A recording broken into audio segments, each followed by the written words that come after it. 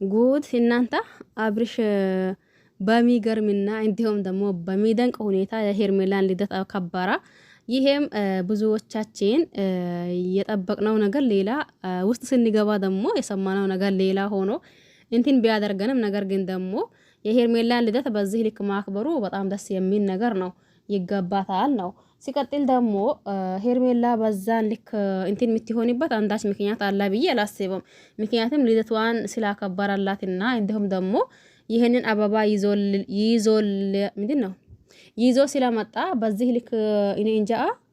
አንዳንድ ጊዜ ነገራቶች ሁላ ግራ ያጋባችኋል።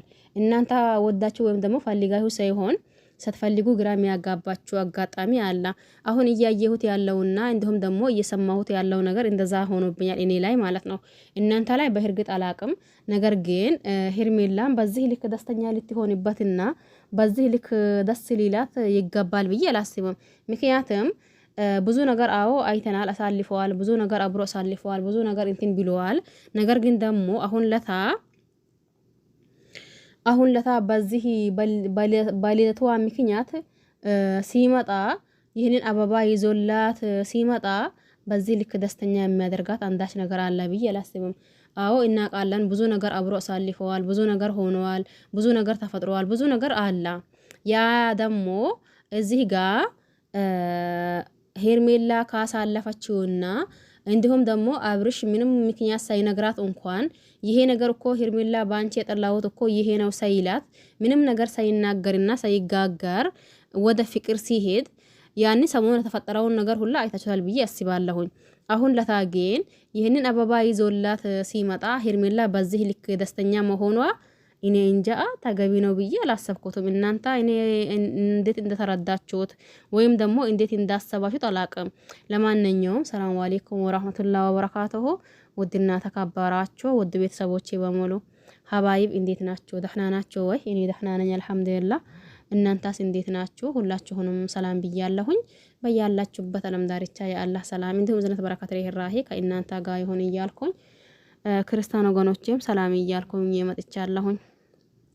ሲመጣ እየሆነው ያለው ነገርና እንዲሁም ደግሞ እየተካሄደው ያለው ነገር እጅግን ግራ የሚያጋባን ነገር ነው።